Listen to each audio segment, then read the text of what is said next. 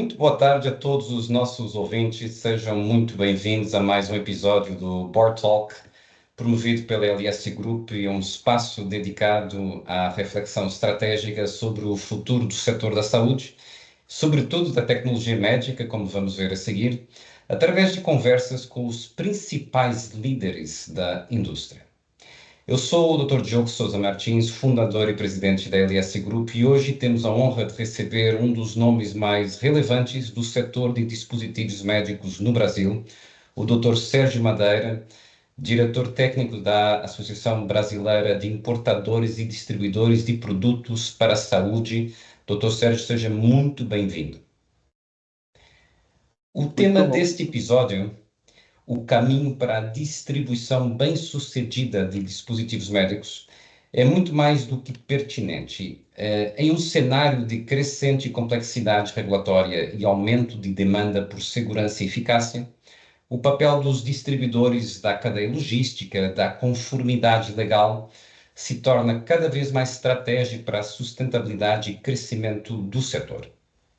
Nesta conversa, pretendemos explorar os maiores desafios enfrentados pelas empresas do setor, a importância da escolha do distribuidor correto, os riscos de não conformidade, as exigências regulatórias mais críticas e, claro, algumas oportunidades que podemos enxergar para o futuro. Então, preparem-se para uma discussão muito rica e pragmática nos nossos habituais 15 minutos. Dr. Sérgio, seja muito bem-vindo e muito obrigado por estar aqui conosco. Muito obrigado, Felipe, pelo convite e as providências. Muito obrigado, Diogo, pela honra do convite, embora preciso destacar que mais da metade do que o Diogo falou são elogios exagerados de um amigo. Mas vamos tentar colaborar aqui naquilo que eu tenho algum conhecimento. Muito bem, doutor Sérgio. Será um prazer, é sempre um prazer e uma honra também. Muito bem. Então, doutor Sérgio, com base na sua experiência à frente da Abraid, como o papel do fabricante com o distribuidor evoluiu essa relação nos últimos anos e quais fatores acredita terem sido determinantes para qualquer mudança eventual que tenha visto nessa evolução?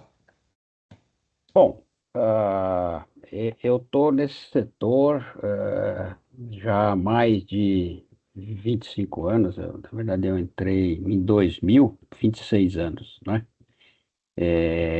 Então, o que eu vejo de evolução foi que lá nos anos 2000,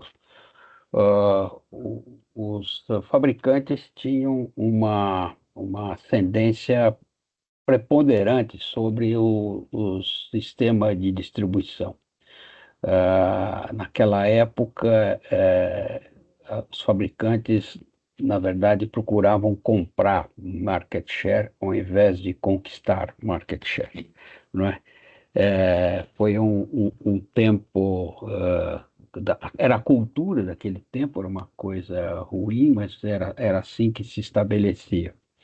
Então, era uma pressão muito desigual do fabricante em relação ao distribuidor. O fabricante, frequentemente, é uma indústria multinacional e o distribuidor, uma organização brasileira.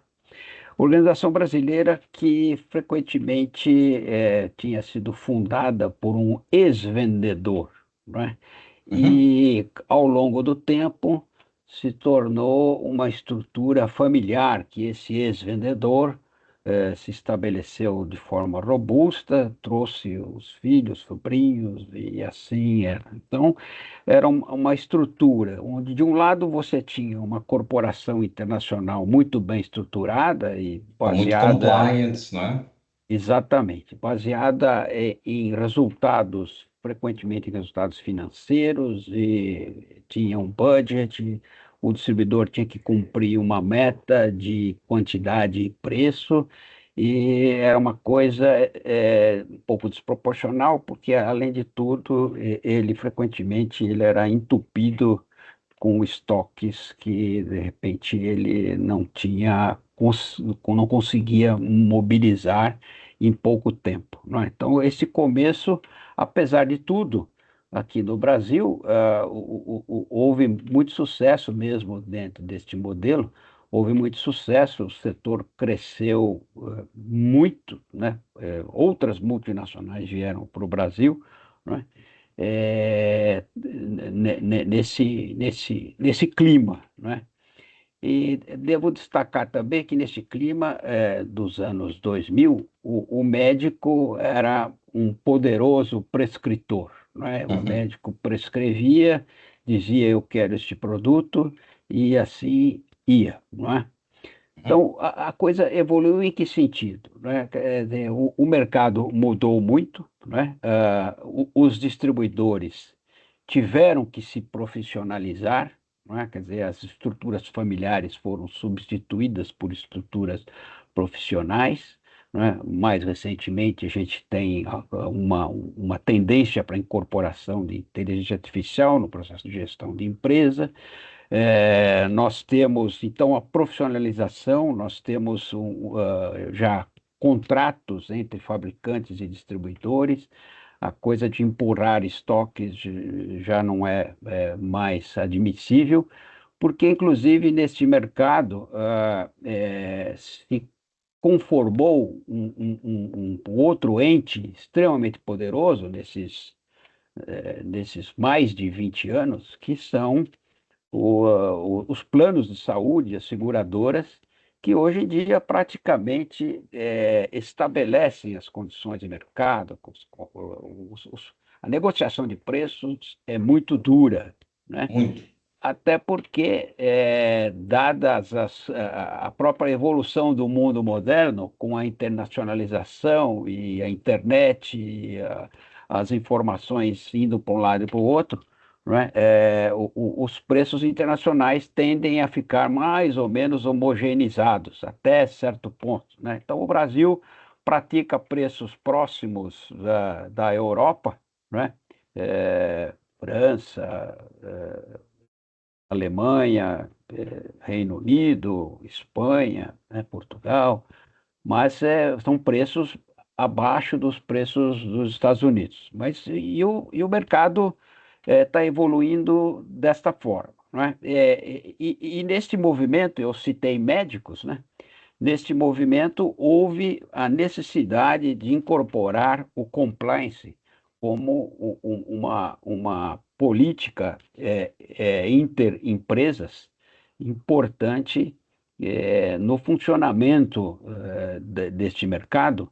E ouso dizer mais, quer dizer, na sustentabilidade de um sistema de saúde, de um sistema nacional de saúde, no caso brasileiro, que inclui Claro. o SUS e o setor privado. Então, o ambiente era este, não é? Quer dizer, e de lá para cá, eh, resumindo, né, surgiu como importante uma maior contratualização, uma maior profissionalização dos distribuidores, a necessidade de se estabelecer mecanismos de compliance de tal forma que a ética passa a ser uma exigência para o desenvolvimento dos negócios, não Com é? certeza. Então, É uma essa causa e uma consequência.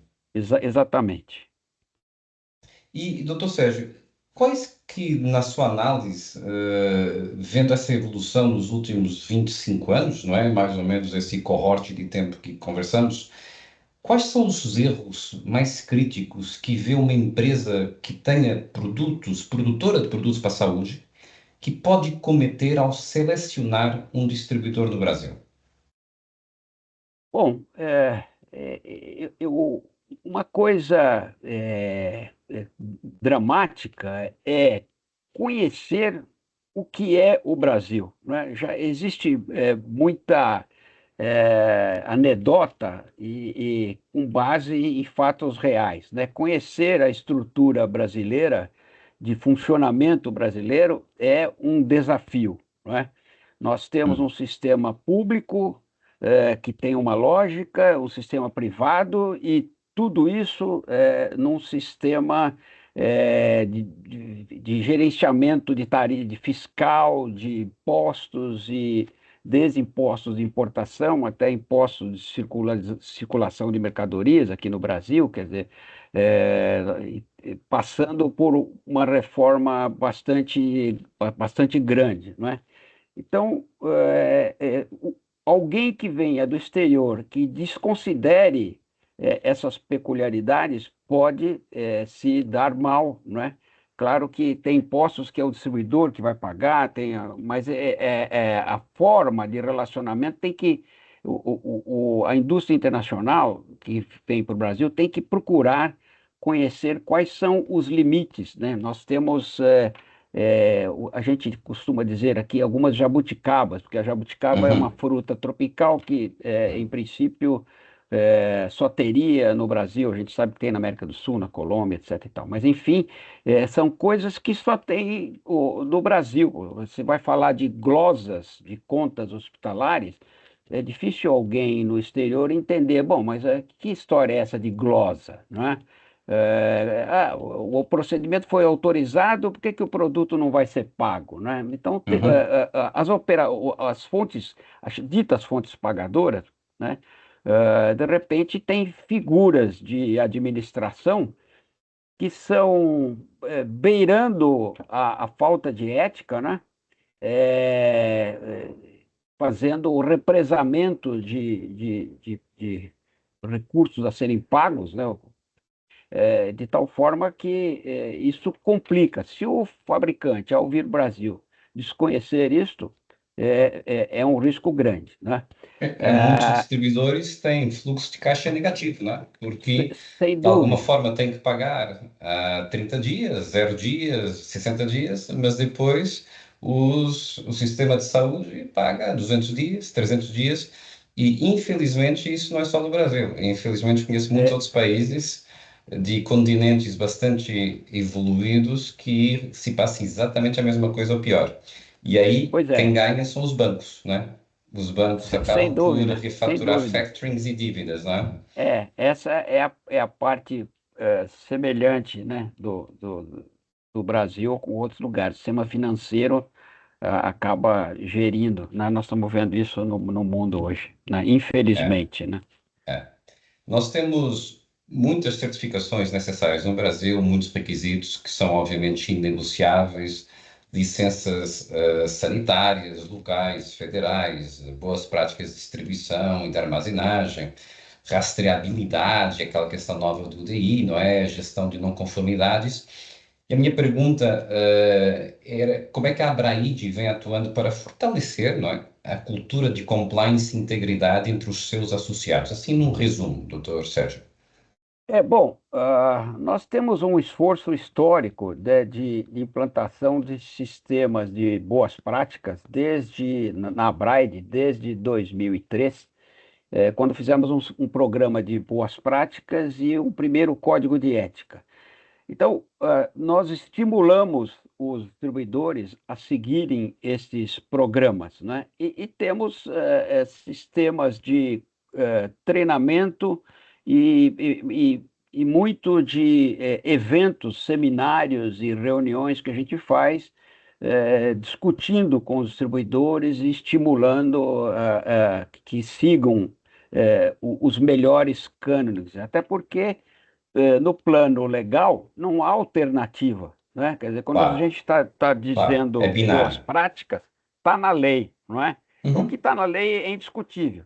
Então, que a gente faz isso de forma light, né? Porque nós temos um grupo de associados que já está há muito tempo no setor, não é?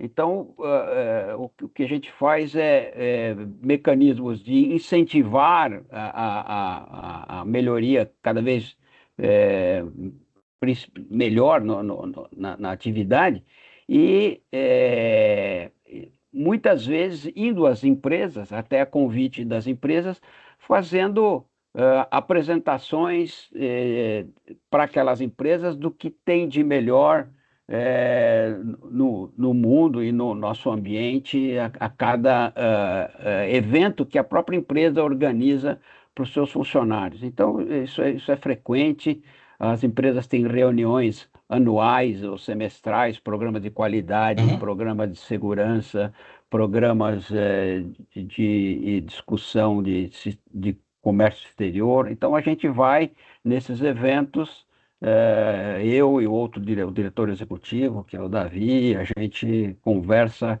com grandes números de empresas naquela reunião, porque Claro. frequentemente é uma empresa Uhum. internacional que reúne 15, 20 distribuidores, então aí a gente tem a oportunidade de atender um ambiente muito maior. Muito bem. E em jeito de terminar, queria fazer uma pergunta que tem duas vertentes. Uma é que principais riscos ou os riscos mais recorrentes identifica na distribuição dos dispositivos médicos e como é que as empresas normalmente se antecipam a eles, se identificar um ou dois riscos, e depois como é que enxerga o futuro da distribuição no Brasil, sobretudo com a entrada de novas tecnologias, inteligência artificial. Então, queria só em jeito final se poderia encaixar essas duas perguntas também.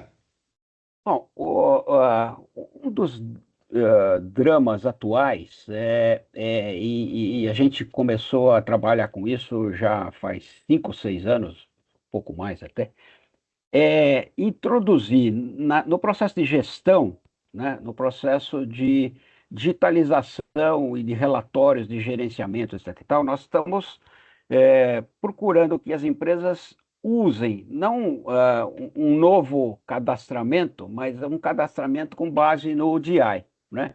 Existe uma ferramenta internacional, né, que está posta. Então, nós não precisamos inventar e fazer um novo código para que aquele distribuidor tenha rastreabilidade de seus produtos. Esse código já está disponível. É só adaptar o ERP, não é? O sistema que ele Uhum. faz o gerenciamento, não para emitir um novo código para ele saber onde está o produto, mas utilize o próprio UDI, não é? Então, esse é um esforço e eu vejo que é uma dificuldade, porque entre os problemas que a empresa tem é administrar estoques consignados Claro. dentro de Uhum. hospitais, né? E Uhum. aí administrar perdas e até roubos, né? Que de repente sumiu Sim, o sim. produto, ó, tinha, Extravios. Uhum. tinha 120 unidades, agora tem 115, Uhum. né? Então, são perdas que se somam às perdas por vencimento e tal, né? Uhum.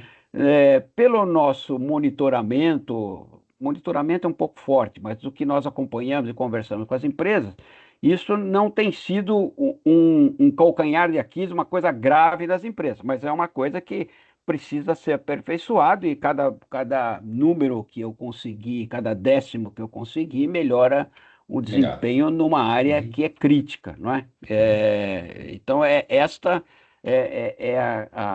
o cenário atual. E Uhum. emendando para a sua questão, a gente nós não temos experiência densa ainda aqui no setor de distribuição no Brasil sobre o uso da inteligência artificial nesse processo de gestão. Mas não Uhum. temos dúvida que isso, a hora que for aplicado, vai ter benefício, porque é o que a gente vê nos relatos no mundo inteiro, dentro de hospitais ou no ambiente de gestão das empresas. Aplicar a inteligência artificial para questões repetitivas ou mesmo outras, diminui perdas, você consegue saber onde é que estão as coisas, você consegue poupar recursos. Então, consta, né, que você pode ter resultados melhorados em percentuais que podem variar para o tamanho da empresa. Para empresas muito evoluídas, cada vez mais difícil, né? Mas, no nosso nível, nós temos certeza que, como está muito no início, a inteligência artificial deve ajudar o processo de gestão, como hoje em dia nós temos usado inteligência para muitas coisas, não é? Sem dúvida, O sem dúvida. processo educacional.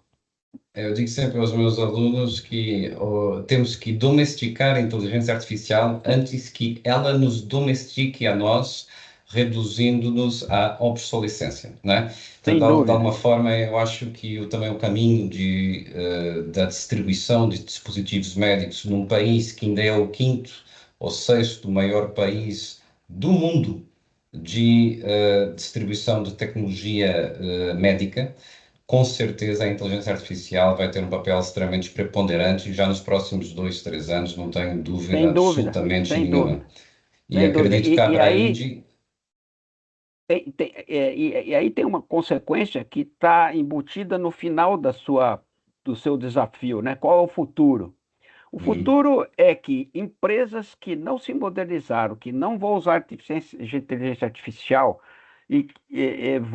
vão sucumbir. Então, o futuro da distribuição no Brasil, acho que ele está assegurado, mas ele deve concentrar os esforços em um número menor de empresas, não é? Quer dizer, essa coisa do subdistribuidor e tal, às vezes é difícil porque a extensão territorial é muito grande, mas deve haver para o futuro uma concentração no sistema de distribuição.